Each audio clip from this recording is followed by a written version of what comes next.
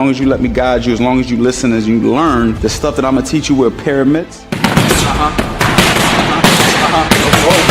I'm gonna level up your mitt game 100%. I got a lot of things to say about mitt work because mitt work literally changed my life. What's his full name? What's Coach Anthony's? Anthony's first name was Anthony's last name. Anthony Rodriguez, Coach Anthony, and that corner right forward. A lot of people don't know, when I first came into this boxing game as a trainer, you know, mitts was really what people hired me for.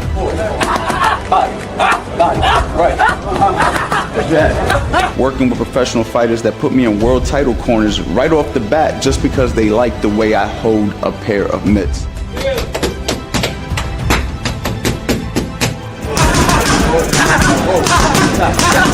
This is something that your clients are gonna love. This is something that your fighters are gonna love. Always a lane for somebody who knows how to hold mitts. The one thing that I could say is if you're gonna do something, you wanna do it the right way. I like to think that I'm the person who could teach you how to do this at the highest level, considering I've been to the highest level of boxing. 2 rounds, and you're a world champion, but you gotta work. He is a defending world champion fighting tonight. With head trainer, Freddie Anthony Rodriguez. I work with some of the best boxers in the world.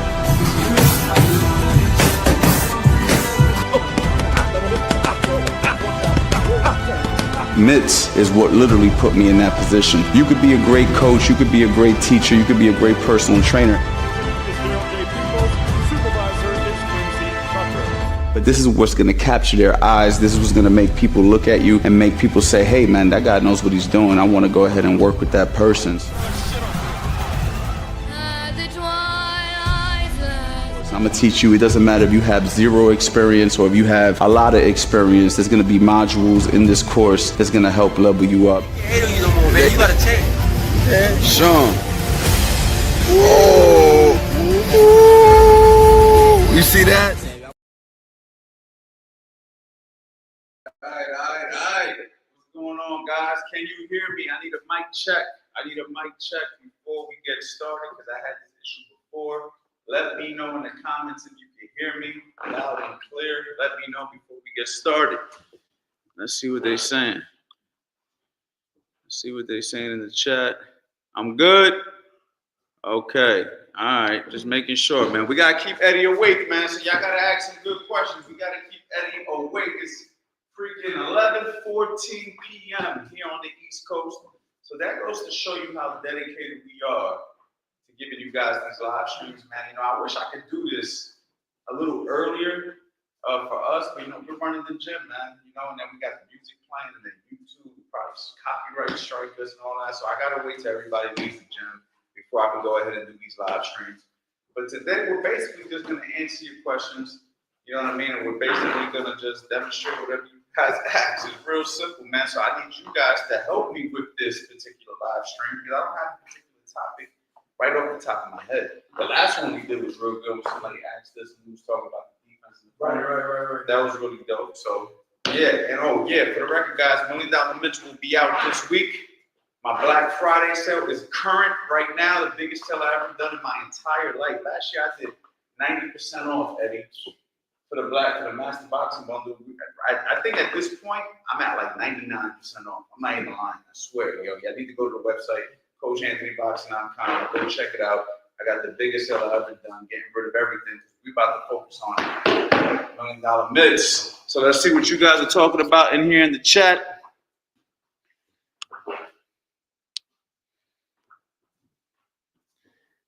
All right, we got, yo, what's going on, my guy? I see you, champ. I can hear you. This is crazy, Coach Anthony live. Yes, sir. Inside fighting and combinations on the inside, creating angles up close. I like that. All right, so inside fighting. All right. So where do we begin? I think it really depends on how you approach the inside. So there's 2 different ways we like to approach it, right? So we can go shoulder to shoulder, or we can be hands up in the middle. And I think they both play a purpose. I think they're both really good to work on. It really depends what your mindset is at. What's something that you like to do on the inside before I go ahead and give my thoughts? For me, it's like the footwork of it. I like changing angles on the inside. You're real slick. I like go boom, boom, and then shooting up. Right. Like for me, I like doing my kick over here, get in the middle, especially when a guy got both his hands up. Maybe we should Yeah, it's just not. So, like, if a guy got both his hands up, I always like to get over here because what happens is on this side, he can't see my head. He can't see what I'm trying to set up. And then I'll sneak a right uppercut in there. But how you get over? Show them how you get over there. You have a way of like faking. So what I do is I'll do it like a little misdirection. I'll take my head and slip it over to the side here, as if I'm gonna do something there, and I come back across. Typically wouldn't be a good idea to do that, but because we're on the inside and we're getting to focus more on defense, and his hands are up like this, I'm able to then get here and on this side. And then I'm also manipulating his body, you know, and I'm pushing him here a little bit, going that way. So once he does go that way, I'm able to get over here and rip that right uppercut down. All right, so I'm trying to see if they can see that. Okay, So let's try it real quick. So do the first move. slip over here, and then rip the uppercut. Look where the uppercut goes. Okay, so if I am here, and he's gonna go here. Now, boom, it comes right up the middle. All right, so we're gonna do it quick. Let's do it quick on the mitts. $1 million mitts. If we were doing, I mean, you know what? We'll add this in the midfield course, stuff like this. So just so you guys know, in the midfield course, I'm consistently going to be adding new modules because I don't think that I can teach you everything in one go round. There's always something new that I'm like, you know what? I can add that. You know what? I can add that, right? So this is something like a move like this might be something I'm like, yo, that's a dope move. Let's add it, right? So anyway, that's just a little free publicity for my course. But anyway, it's a fact though. That's how it's gonna be ran. So anyway, Eddie's gonna go ahead. I'm gonna catch it. I'm scared I'm gonna catch it. Woo, that was clean. Let's do that one more time. Go. Okay, then right there, Eddie can go. Eddie can go. Hey, you know what I'm saying? Eddie can go crazy after that. Nah, but truthfully, you know what I think Eddie would probably do in that situation? After you go here, boom, you can follow up with a hook, right? You probably follow up with a hook. So Eddie will probably go ahead. I'm just gonna do it. Go ahead.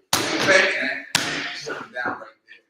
That's just Also that, and then off of that, because I will switch sometime in that situation too.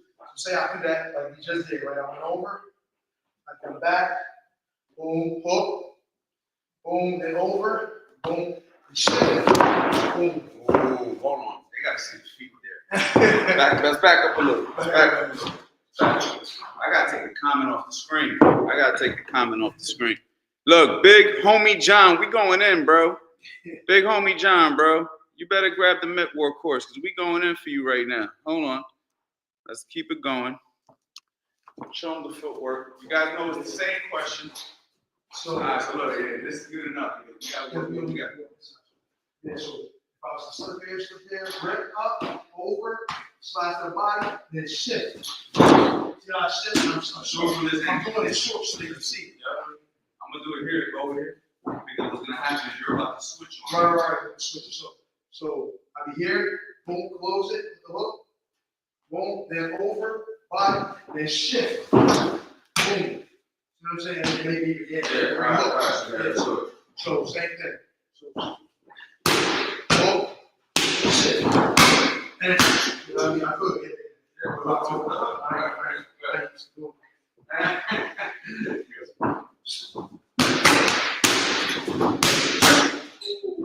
See Eddie slipped.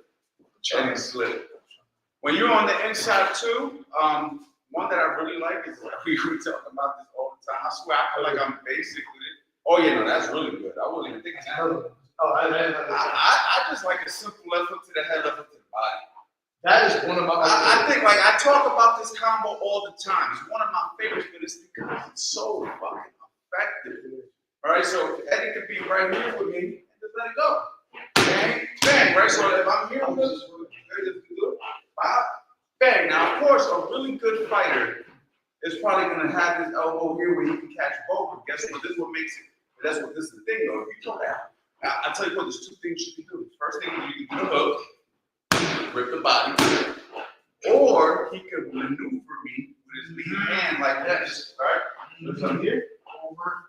Oh, now the thing is, when would you do it? You gotta kind of wait till your fighter's not their opponents. He's not expecting it. Like, that's the thing about boxing. Like, all this shit, if the guy's ready for it, he's going to defend it. So you got to kind of catch him when he lure him to sleep a little bit. So maybe you guys are just right here, you know, you're throwing stuff up the middle, and then you rip your shot. You know what I'm saying? But you got to do something else to create that sometimes. Or maybe you got to wait till they're fatigued to get it off. You know what I'm trying to say? Another thing I like, too, is that you can take that same hand and turn it into like a sneaky uppercut. You know what I mean? So show them how you do it. So, boom, instead of that, boom. Or maybe even in with that. So, like, head, body, and then rip that. You saw Benavidez throw an 18 left hook combo, right? I know y'all saw Benavidez go, right? I mean, there's all types of things, because that's the thing about throwing the punches. You can kind of like make it seem like you're gonna do something and it's something slightly different. So example, like, small. yeah, so like let's say he goes here and he goes to the body and I block it, right? So now he sees I'm blocking it. Instead of throwing here, make it throw it up the middle of his stomach. Boom, boom, right down the middle. I did it. I was talking about getting back into it. I was going to be cruising. I was going to go to the cruise. I was sparring with the light heavyweight. Remember the light heavyweight Spanish kid? Yeah. And I started to change. I kept check hooking. And he got used to it. So he started blocking. And I would just go up the middle kid and started catching with the uppercut all the time in the middle. The very same thing. Oh, it's a chunk. So it was like, whatever this is. Say throwing a jab or whatever, or even right, whatever. And I caught it. I was checking him a lot. Okay. So to get used to it, so I was doing this, and then next round, I'm gonna check. I was like, boom, so I catch it there. And they called him up a few times. Then when that happened, I switched back. I switched that when he switched back, and he switched again, and he could never catch it. Never got. All right, hold on. Let me know if that was helpful in the chat, guys. Let me know if that was helpful, and let me know if you guys are having any issue. If you guys have any issue hearing us, my man, big homies, y'all, this is crazy. Oh yeah, shameless plug. We have a course called How to Box from the Inside. It's Black Friday, y'all. Go to the website, CoachAnthonyBoxing.com. Big homie John. For $47, you can get that course, or you can get the How to Box from Any Range, which gives you how to box on the inside and how to box on the outside. Access to my private community, an ebook for $47. No lie, bro. Or you can go get all 16 courses, the Master Boxing Bundle, for like 99% off. So go to the website, CoachAnthonyBoxing.com, bro. I'm telling you, you're not going to regret it. Anybody who gets something off my website this week for Black Friday, you're already getting a crazy deal. I'm also going to give you a money-back guarantee, man. 30-day money-back guarantee. If you don't like what I got in there, I'll give you your damn money back, bro. Like, I'm so confident that you're going to be happy with the purchase. And it's damn near free. Like, no lie. Like, anyway, it took us, 25 years to learn this?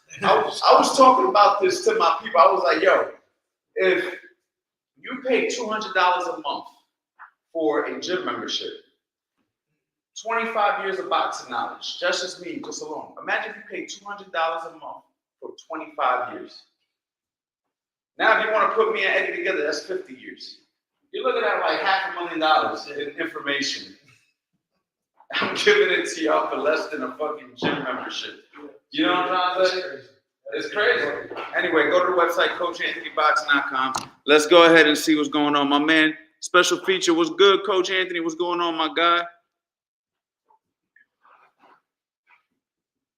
He said, I'm going to buy Chicago Golden Gloves in 100 days locked in. Thank you, bro. I appreciate that, man, for real. All right.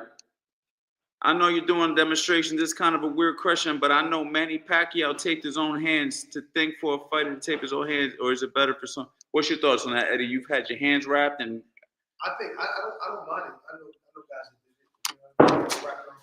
If you think about it, when you come in the gym, you're early in your career, you usually have wraps. Typically, you wrap your own hands there, and you do it to the way you like it in shoes. You're feeling. So, guys, I think that's actually a good thing. I think guys who, now don't get me wrong, it's nice sometimes to have somebody else wrap it. The problem with a guy that wraps your hands is he doesn't know exactly how you feel, you know what you tell him. And then sometimes as a fighter, you're like, I don't want to bitching and complaining, have him taking the wraps off and redoing them. Well, you can do your own wraps and you can make your own alterations and not have to worry about anybody else and what they're doing.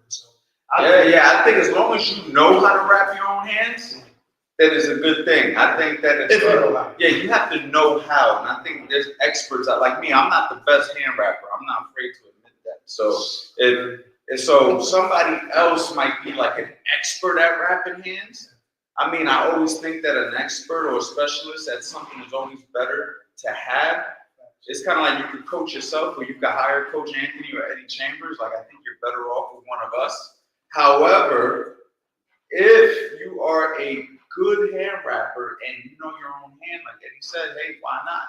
You know what I mean? But you have to know how to wrap hands, because if you're just going off just your feelings, sometimes you might not know certain things, and then when you get into a fight, you don't know the injury until you land the shot, and then you're like, fuck, man, I wish I knew how to protect this a little better or whatever. So make sure you know what you're doing. If you know what you're doing, then yeah, it's great. You know what I'm saying?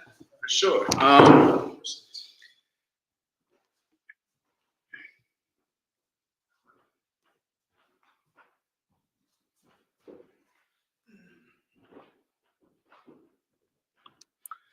Your fighter is down. What's something you'll call out for him to score some points or start winning the round?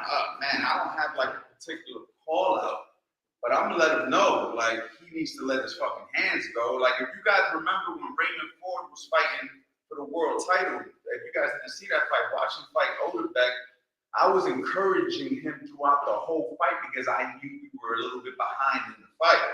So I don't have like a particular call out, but I'm going to be very vocal and I'm going to be very honest. And I think that's the best thing you can do as a coach in a big fight situation, is be honest and don't care if the fighter gets upset or whatever, because I've had situations where I've held back my honesty because I just, for whatever, maybe an experience, whatever it was, and it paid for it. So now, at this point in my career, I'm just extremely honest with all of my guys, whether they like it or not. Some people leave, some people stay, some people can take it, some people can't. At this point, I'm not in the fucking business to be liked by anybody. I'm here to win as a coach, and I want my fighters to leave the ring healthy. So offense is defense sometimes. If you're not letting your hands go, you're inviting punches. So you have to sometimes encourage your guy to let their hands go. Is there anything that your dad in particular used to say to you, like a code or something? It was always motivation. He was like, don't laugh. But he was like, you want to... Say it loud. Make sure they can hear you. Nigga, you want to you want to go back to them papers? Well, you better pick up this goddamn. He was completely honest about everything. And sometimes he was a little dishonest, but he was dishonest in the other direction. He would be saying it like we're down, and in reality, I want everything right. But it was just to keep motivating me to continue to give more and do more. So I was always under pressure with that. So when it came time in the fight to have to actually push forward and do more, I was prepared to do it. Yeah, the one thing you don't want as a fighter, and the one thing you don't want to be as a coach, is a yes man.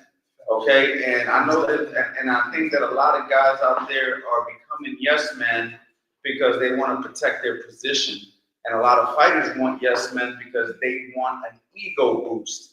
But this is a short-term lived thing in your career. This is something that feels good in the moment, and then when shit gets real, it all comes crashing down.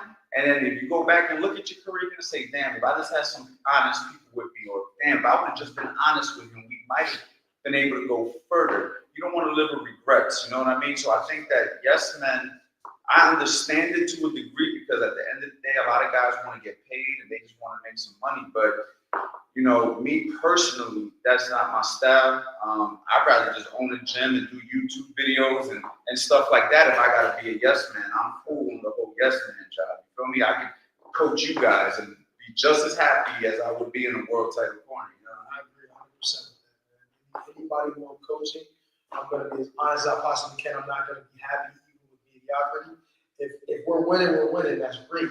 But it's always a teachable moment in some of these situations. If he's doing well, like my guy Ant, he's good, he's doing real well and all that. He's good, he's 3-0 right now. But if the last performance he had, he did well, but he stayed in the middle too much. Took too many punches on the outside. And it was an exhibition, so it wasn't really anything real major. But the reality of it is, it was, because what if that was a fight? Now, he probably would end up stopping the kid if it was a fight. But if it was a better fighter.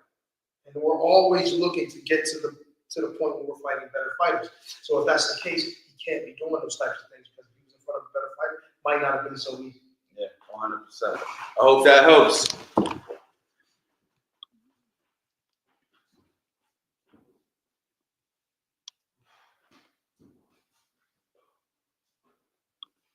My man Billy Briscoe, two of my favorite people in boxing. Don't give him too much game, just enough game.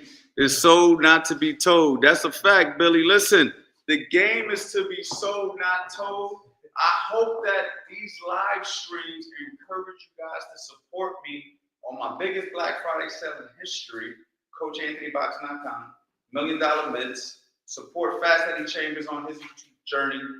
Fight like a pro. I'm sure he's going to have something to sell you guys eventually. Listen, the game is to be sold, not told. Guess what? It's a discount.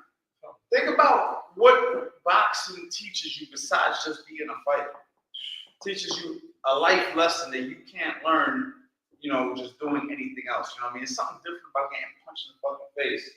You know what I mean? That teaches you a little something about yourself. You know what I mean? A little humbling that we need in life, all of us. You feel me? So I think that for you guys who chose boxing, you guys made one of the greatest decisions, one of the greatest sports in the world. Matter of fact, in my opinion, the greatest sport in the world, because it's going to teach you so much valuable insight. And I know there's MMA fighters who feel like they're, living the same life the boxers are living in their own right, and they're absolutely right. But my preference is boxing. You feel me?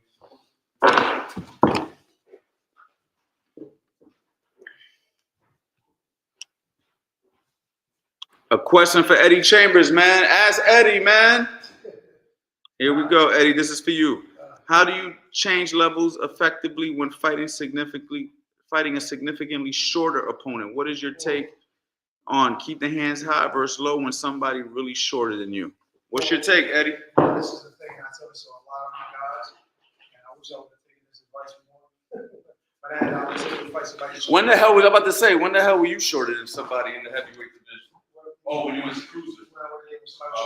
So my thing was, well, what you do, and I learned this a little bit from Vladimir. He couldn't beat Bush so much shorter. But the one thing he definitely did was he did not sit up here like this. His knees were somewhat bent, and he always used his range as opposed to just a height. You understand? I'm not saying he was trying to get undershots, but he typically kept his hand at my level, at my head. So I couldn't just come straight in. I had to deal with some kind of things like trying to go through the bushes. I had to go through the damn bushes in order to get there. By the time I typically would get there, he would have something waiting for me. So if you're a taller guy and you're dealing with shorter guys trying to come underneath you, what you do is you bend your knees. And don't get me wrong, sometimes you need to be mobile and be able to escape or create angles or create angles. But the idea is to keep the person here. Keep them right at that level. Unless you like to fight inside, you like the body punch and stuff like that, that's where they need to stay. And the only way for you to continue to do that, to keep that distance, is to get down and get sturdy, get your feet in the ground, make sure they can't just come and, I don't even use that word. Yeah. But anyway, just making sure they can't get inside easy.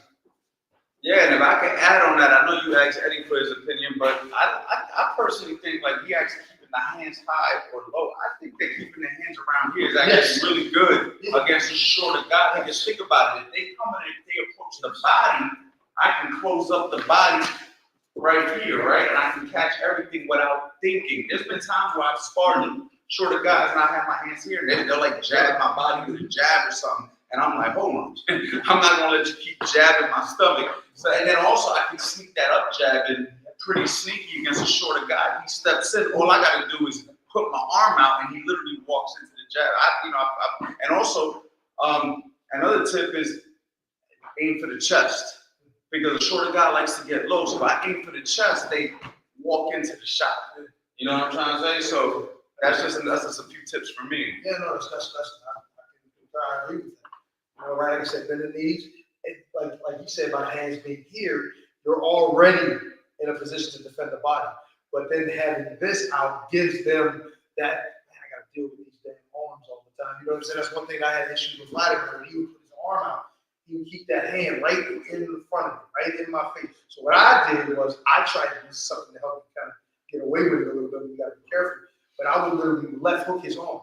I was watching. You was left hooking his glove a lot. I was in his arm too. Oh, were you? I was in both. I remember that. You did that the whole fight. His arm swing back sometimes. He tried to like take, because what would happen over time, that's going to start to give him a bit of an issue. So if you're the shorter guy in that situation, attack that arm. But the thing is, don't attack it and completely just and just stay right there for it, because what he can do is he can set you up. Put the arm out. As soon as you attack it, throw that, and that right hand comes right after. Yeah, man. I don't know if I got caught that with right hand, but it did happen. And we talk about distance control and how to box from the outside. So how to box from any range bundle, bros, $47. You get how to box from the outside and how to box from the inside for Black Friday. So I'll put the link as soon as I'm done right here. You guys can check that out. But yeah, man, you definitely want range control, like Eddie's saying. You keep your hand out, and if somebody steps to you, you know, take those inches back so you can go ahead, pause. But you can go ahead and just control the range, all right? But we go over it in much more depth on the course, so check it out. Let me go ahead and put that link for you real quick, champ. And another thing too. Keep talking, Eddie, as I look for the link. Go ahead, let them know. Another thing too is being in this position gives you the option to use other punches too. You know what I mean? If you're standing straight up, you can still use uppercuts and stuff like that, but you won't be able to get into them. You know what I mean? So in this position, not only using your length, right? But you're also now able to invite them in a little closer than you normally allow. And if you do that, you got right up, you got short right hand, you got check hook. So just keep them in position where they have to go into your firing zone. Now, facts. My man Billy, everybody on here should fully take opportunity and get as many courses as they can for your Black Friday sale. Great information, pretty much dirty. How can you beat it? For anybody who doesn't know, I'm sure everybody knows. But that's Billy Briscoe talking. Philadelphia legendary trainer, Billy Briscoe, all right? He trained guys like Gabriel Rosado from the ground up. He's trained so many champions in the Philadelphia area. He's kind of reminds me of like that teacher that's in the mountains. We talk about like, you can't find this guy unless you know him, right? You know what I mean? But he's in the mountains and he's just a wealth of knowledge. Me and Billy have talked on the phone, no lie, till 5 a.m. about different boxing techniques, different approaches, strength and conditioning, nutrition, how to conduct a world championship camp. I mean, I've learned so much from Billy by passing back and forth ideas with him. He's been in Philadelphia for forever, one of the greatest boxing cities in the United States of America. I'm gonna get Billy. I need you on here, man, so you can go ahead and share some of your knowledge. But yeah, guys. So that's who's talking in the chat, who's encouraging you guys to grab the courses. All right, this is real. This is the real deal. All right, and I'm not just using this as just like a sales tactic. I just want you to know, like, these are the kind of people that are in my ecosystem, so to speak. People who I truly admire, that I talk to on a regular basis, just to make sure I'm not giving you guys no bullshit. That's one thing I refuse to do. You know what I mean? Like I said, you might never see me with a professional fighter again, but that doesn't mean I'm not going to give you guys the best information that I can personally give you, because I personally enjoy teaching people that just love learning. It doesn't matter if you're a fighter, a beginner, a master boxer, a woman, a child. Boxing is something that's changed my life, saved my life. If you want me to be honest, it's given me a career. Look, I got a facility, I got a business, all thanks to boxing. You feel me? $1 Million Myths coming out. I'm trying to teach you guys how you can start your own business with boxing. And you need something that's going to get people's attention. What better than mitt work, right? Mitt work is what people want to do. Oh, I want to hit the mitts. I want to hit the mitts. Is mitts everything in boxing? Absolutely not. Sugar Ray Robinson didn't hit mitts. These guys didn't hit mitts. However, you want to get people's attention, you want to keep people engaged. I think mitt work is one of the best ways to do it. So definitely want to be on the lookout, man. But thank you, Billy, for the kind words. We're going to go ahead and keep it moving. Yo, Eddie, which fighter that you faced had the best defensive skill set, and what would you specifically made that particular boxer different? Well, what made his style tough? There's a couple of guys I was in there that had pretty good defense. I think the most successful defense against me was Vladimir because of the range, mainly. But I thought the cruiserweight kid was real sharp. He made it difficult for me to, even though I would land shots here and there. There wasn't any real consistency with it. And it was kind of the exact opposite of what Vladimir Klitschko had, is he didn't have the range, but he understood how to use offense and counterpunching to kind of keep me from being able to utilize any real offense or any sustainable offense. So yeah, he was good with the upper body movement, dropping low. He used his height as an advantage of being shorter and forcing me to reach down, which I wouldn't do consistently because I would trust him, because obviously he caught me big shots over the top, and I was obviously defensively sound. I didn't let him land very many shots. He had to utilize shots to the body, he didn't land many to the head, but he was able to manipulate the range enough using, like I said, his upper body movement, the fact that he was shorter, to force me to have to commit to something in order to have any offensive success. So yeah, those two were probably the best defensively that I ran into. I'm trying to think of any of my other fights that I had where I really struggled landing shots with somebody. I don't really think I had any other fighters where it was difficult for me to hit, to be honest. I mean, even my other losses that night. I don't think in particular that I struggled to land consistent offense. Like Tomas was a loss, but I landed a good bit of shots on Tomas with one hand. Povetkin was the same thing. I didn't really struggle to land shots on him, because he was so offensive too, minded, and he threw a lot of combination, a lot of punches. I was able to use his offense against him a lot. Wasn't that many. Even like when I think of I can't remember his name. I don't know Gerald. When I fought Gerald, he was able to manipulate range a little bit of movement. But if I put forth more effort to get closer and just caution to the win a little bit, I would be way more successful offensively after the trial. Yeah. That's it? Yeah. I got a lot of fighters. All right. Nah, it's all good. You had Eddie down memory lane for a second, yeah? Yeah. Eddie would have kept talking if I ain't. All right, hold on. What are some red flags you believe of a bad coach in his time to switch gyms? I think the most obvious one is a coach that throws you in to spar people that you're not ready for and allows you to get beat the hell up, and they try to tell you that that's going to make you tougher. I think that's one of the number one things you should pay attention to. I think that you shouldn't have, your coach should throw you in the ring appropriately and with enough tools that you can defend yourself. If you're not prepared to defend yourself, then you shouldn't be boxing the person that you're boxing. And when I say defend, I don't mean you got to be better than the guy you're sparring. All I'm saying is that you can defend whatever the guy that you're sparring is throwing at you. You know how to block the shots. You know how to move away from the shots. You're not over. The guy's got a lot heavier than you, and he's trying to hurt you. If you're going to go against a guy bigger than you, whatever, it has to be very controlled. And you're not getting like pummeled, in the sparring. I think that you have to build up to that. And I think when you finally get to a point where you're getting, you're being competitive with certain levels, then, of course, you get tossed in a little harder, a little bit more difficult challenges. But I think you have to build that resistance. So I think that's the number one indicator. And also, if your coach isn't teaching you anything, I think that's another thing. I mean, you're not learning. A lot of coaches out here, they don't know how to teach. They just get the USA book, and now they're coach. You know what I mean? It's like, are you understanding why you're doing what you're doing? And not just how to do it, but why to do it. You feel me? Yeah, and I think that's what's going to separate a good teacher from just a guy who puts you through boxing exercises. I think that there's a lot of people out here that they can put you through a great boxing workout, but they're not going to prepare you, and they're not going to build your boxing IQ the way you need to build it. And I think that's what we pride ourselves on over here. We make sure that we treat everybody the same, whether they want to be fighters or not. We teach you the why, we teach you the how. We reinforce the technique.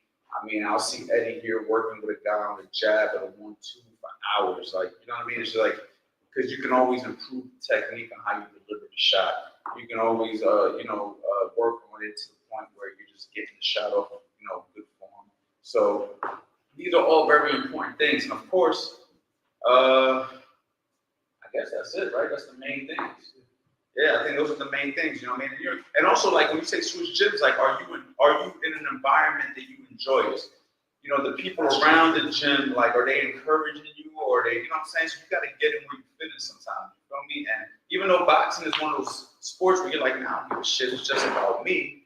You know, at the same time, you want to try to kind of have a stable of guys that you kind of enjoy being around. So, you know, I would pay attention to that too. You know, make sure that the coach, the owner of the gym or the coach knows how to create community, knows how to create an atmosphere. That's another thing that I pride myself on over here. I try to make everybody feel like this is their home, because it is. You know what I mean? And I want everybody in my facility to feel comfortable with each other. If I see one person is throwing off the vibe of the whole gym, I'll make that person leave the gym and say they can't box here no more. I don't give a shit how talented they are, because if they're going to be the poison, the cancer, that's going to ruin the whole vibe of the gym, I can't have it at my facility. You feel me? You know what I mean? So this is very important for you when you're picking a gym. You know what I mean?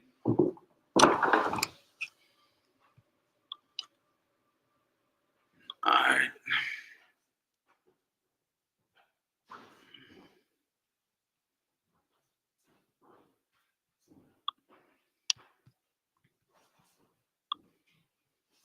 Many know the how, but few know the why. That's a fact. Yes. Can't tell you how many times. Oh my gosh. Does the range bundle cover footwork? Well, the range bundle covers footwork for the ranges, but I have a footwork course in the master boxing bundle. So if you get the master boxing bundle, it has 16 courses. For the price of literally like one course that some of these other boxing coaches are selling out there, I ain't gonna disrespect nobody, but I guarantee you they're not giving you as much or as good quality as what we're giving. So, yeah, check out the master boxing bundle.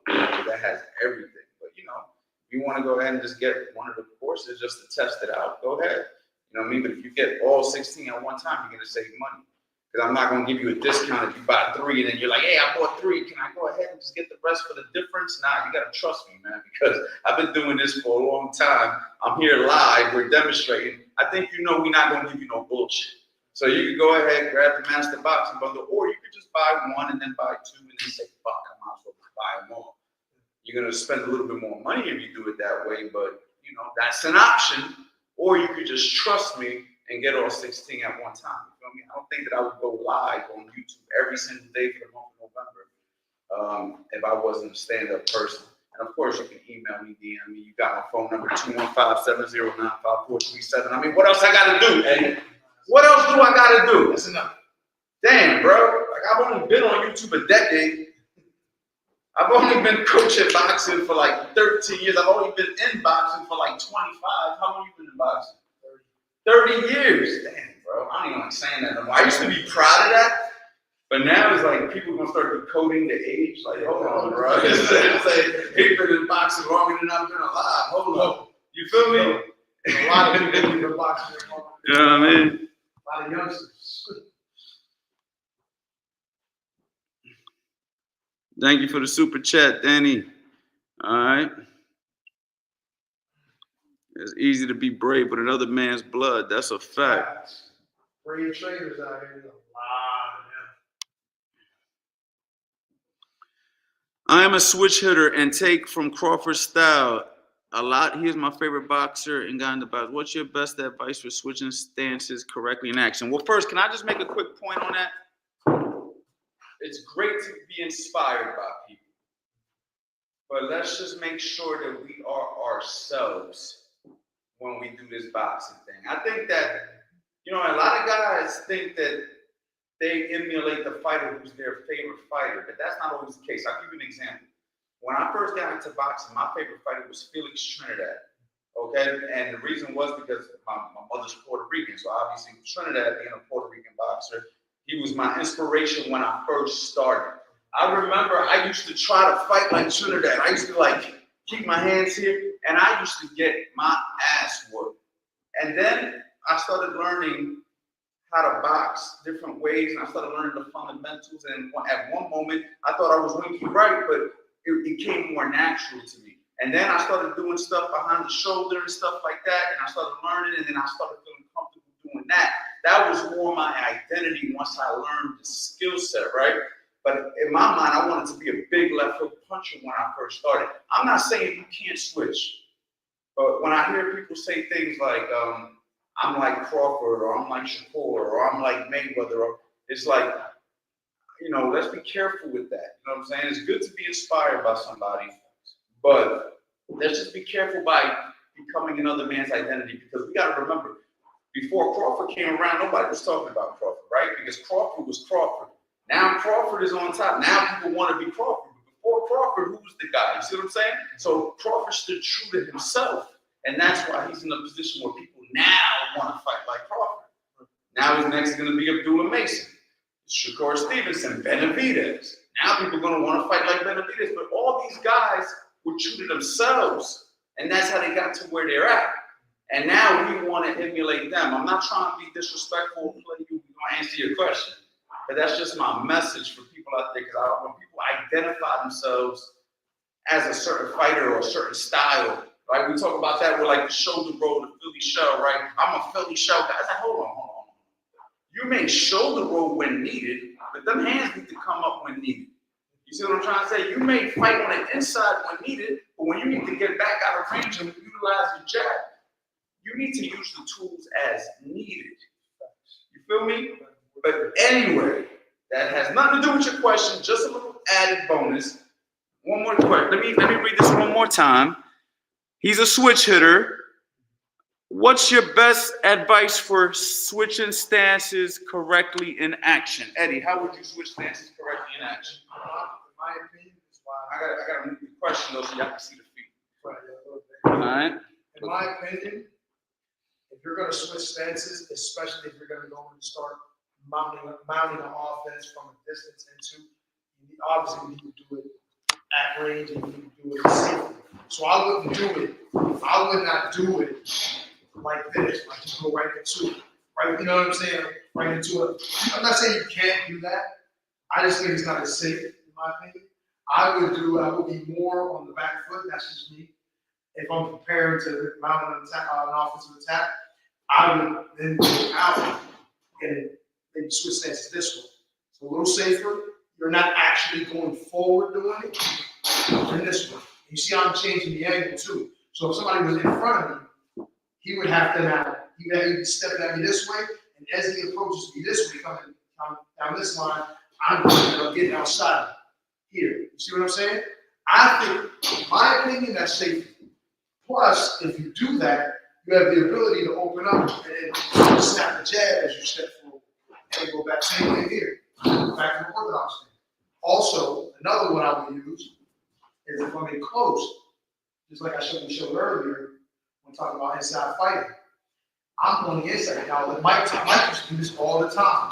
He would go decide to switch stances here. Same thing on the other side. Switch stances there.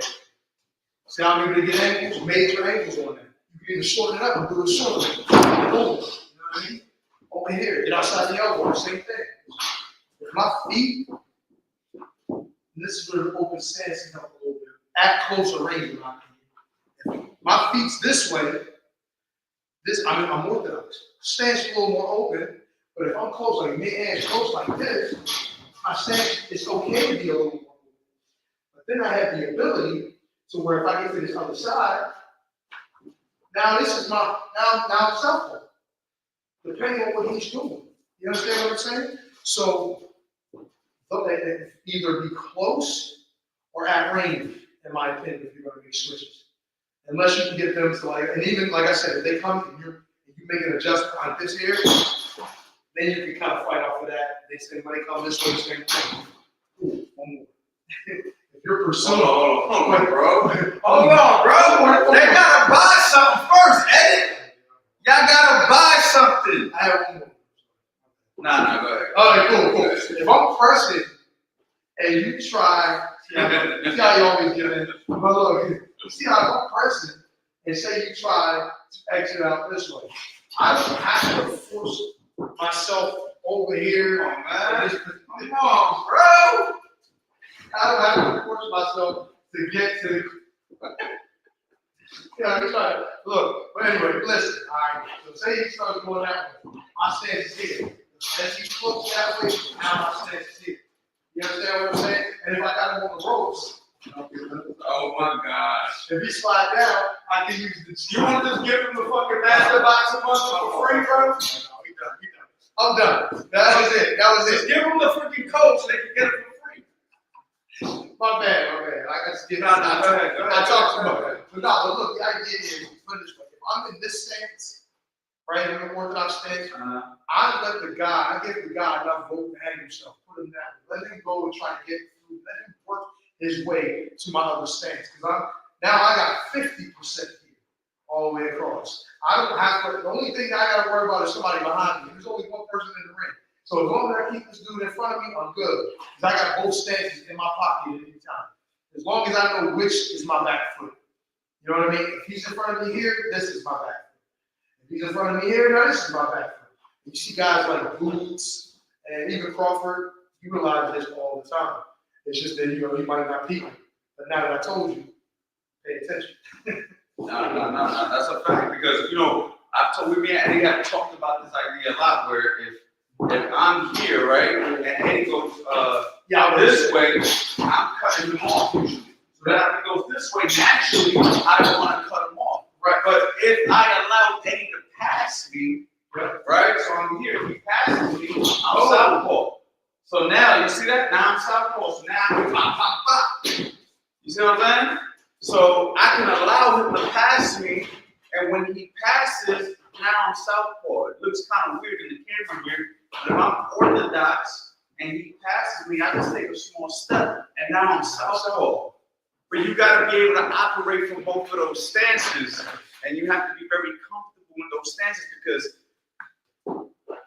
what I like to do with guys is when they switch, I try to test them immediately. Or I'll tell my guys to test that immediately. Like if I see a guy's naturally orthodox and all of a sudden he switches southpaw, we go in with something aggressive, as smart as we can, but we go in with something aggressive to test the stance, to see if he's solid from that stance. You feel me? Exactly. So if I see you switch, like I was playing around with one of the kids in here, and granted, I'm far more experienced, but as soon as he switched southpaw, I threw a right-hand lead just to see how he defended. And of course, he got hit with it, right? And then he immediately switched back. I was like, don't play with me with the switching because I know how to stop you when you're in that southpaw position. I know how to attack it. You see what I'm saying? So when you see a guy switch, you want to test the switch. I'm not going to say go in foolish because you could run into a check hook or something, but you want to test the switch and see, is he solid? Because some guys will try to bait you and fool you with the switch as if they're comfortable there, and they're really not. They're just trying to operate from a different stance because they want to somehow psych you out. So you agree? 100%. So you test that. Yeah, you test that switch a little bit. You feel me? Now I'll tell you one person who wasn't trying to psych me out doing it was Tyson Fury when I was in camp. But I switched a lot too. So over time, me working with him, I started to understand a way for me to be more competitive with him because it was really, really hard early on. So I started to make adjustments based on what's. It's 0 hours.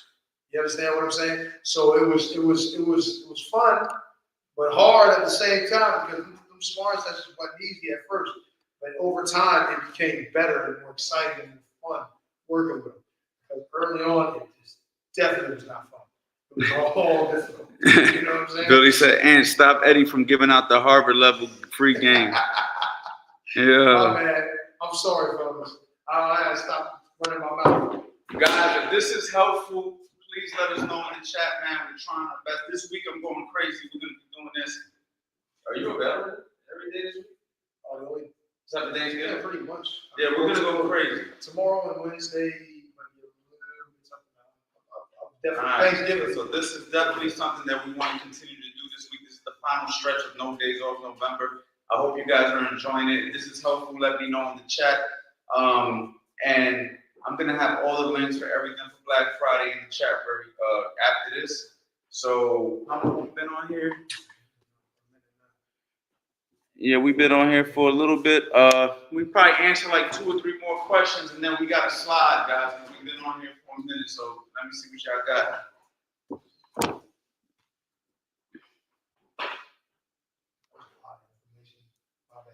Yeah, you went crazy, Eddie. Oh, but I mean, you know, we do it for the people we love, man. We love these folks. They support us. We support them. I know it may sound simply, but can you show us different variations of the jab and when to use each one? All right. That's simple. That's actually That could be. I mean, all right, we'll give you a couple. I'm not gonna give you all of them. But of course, we got the basic jab, right? Straight in the middle, right? Again, and then you got the jab where he slips outside of it and pops the jab. Wow, right? So I like that one because that can go to the head or the body. And it's like he's slipping, right? So what's beautiful about that jab is like he's giving me a target. I think I can hit him, bang, and then he catches me with that particular jab. All right, so it'd be like, he can do it too. Like, for instance, if he throws a jab, a lot of the times the return jab is the counter. So I can go like, he can throw a jab here and at the same time. So it'd be like, bang, and I walk into that second jab. All right, so that's two jabs right there.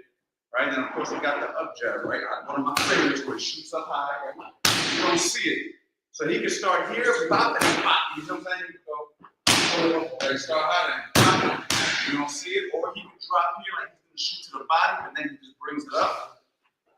Yeah, you do that. Right? That's a good one.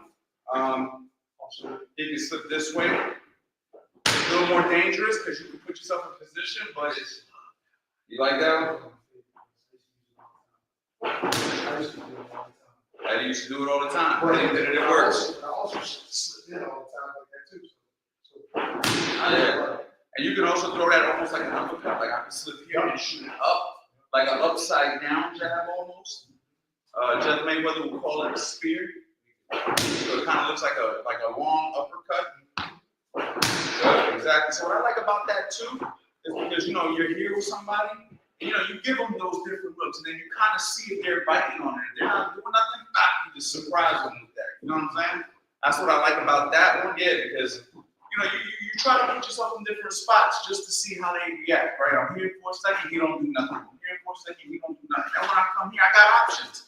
I can shoot a right hand lead, or I can shoot this, or I can shoot a hook to the body. When you're in this position, you can throw multiple punches, even though it seems like you're in a vulnerable position. I can hit you with a full counter from right here. There's a lot that I can do, even though it kind of looks like. Damn, man, you giving a lot of game too. What the hell are you talking about me for? Yeah. I just wanted to shine. I wanted the credit. I ain't want Eddie to take my shine. Hold on. Yeah, come on. I want you to take my shine, Eddie, on my channel, man. Nah, man, listen, it's Eddie's channel too. Make sure you guys follow him on his YouTube channel, Fight Like a Pro.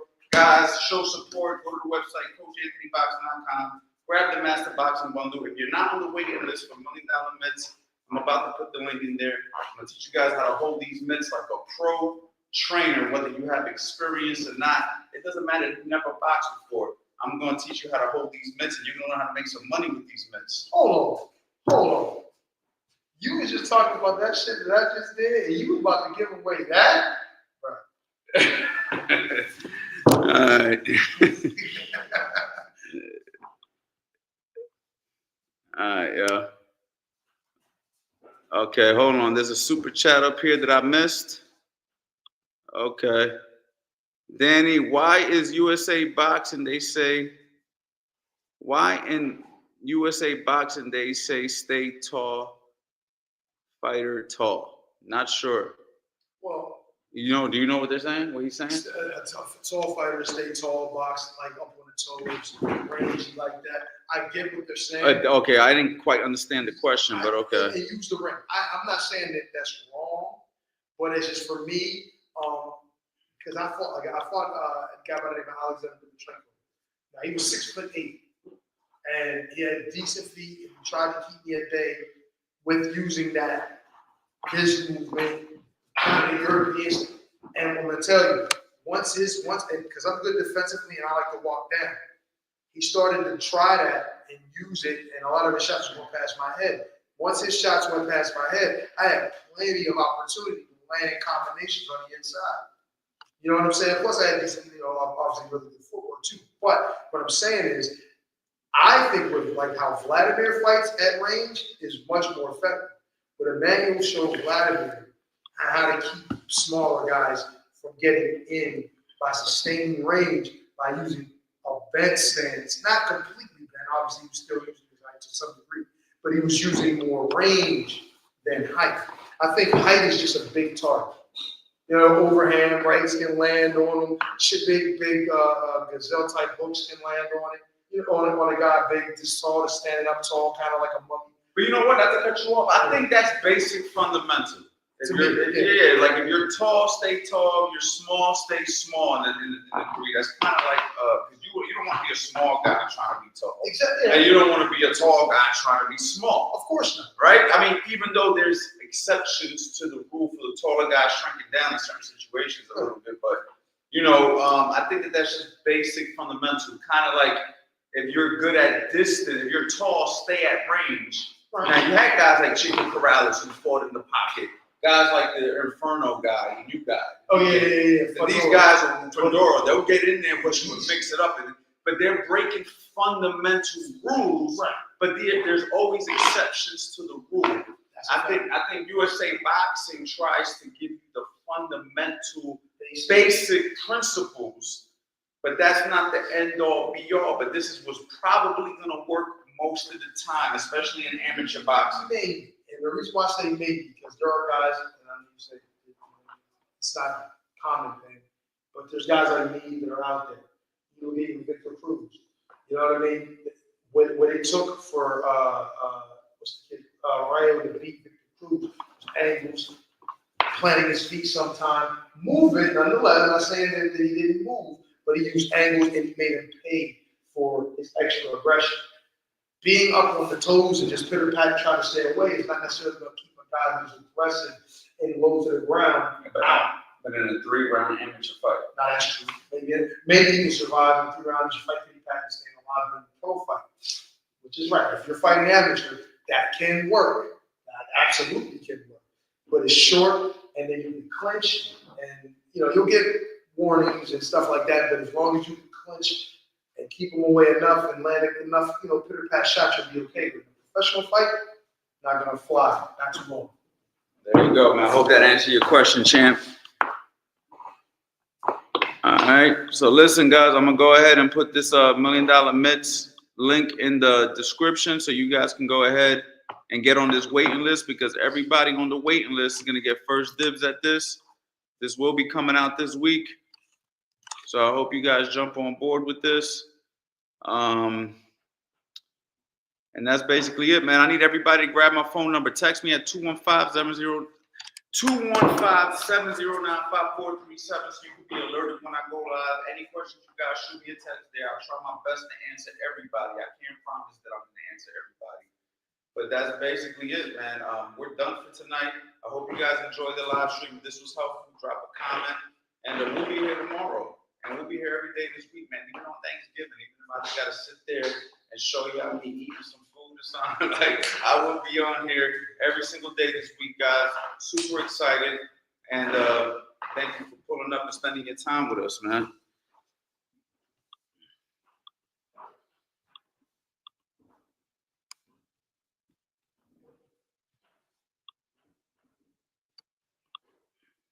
This is the shorter.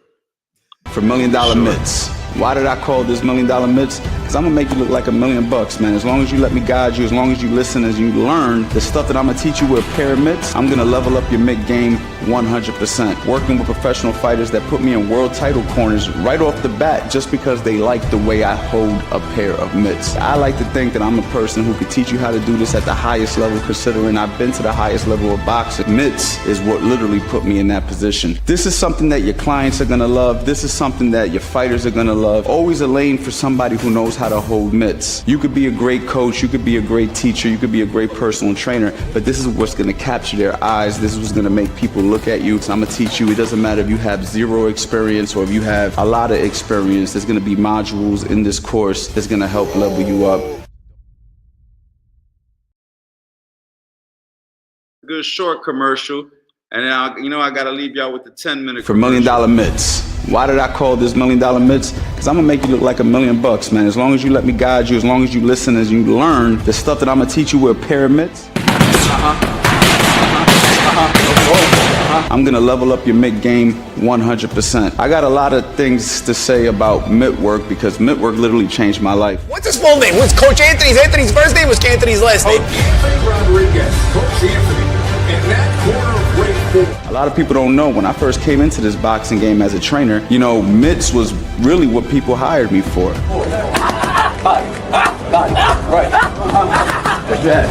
Working with professional fighters that put me in world title corners right off the bat just because they like the way I hold a pair of mitts.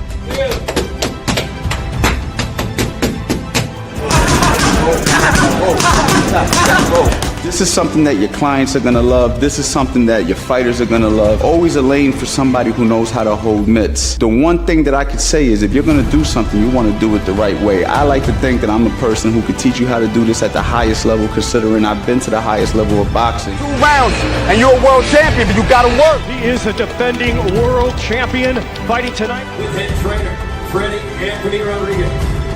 Work with some of the best boxers in the world.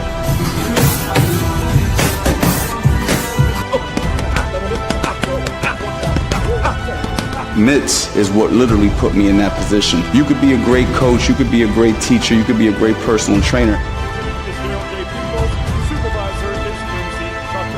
But this is what's gonna capture their eyes. This is what's gonna make people look at you and make people say, hey man, that guy knows what he's doing. I wanna go ahead and work with that person. I'm gonna teach you, it doesn't matter if you have 0 experience or if you have a lot of experience, there's gonna be modules in this course that's gonna help level you up. You gotta change. Sean. Whoa.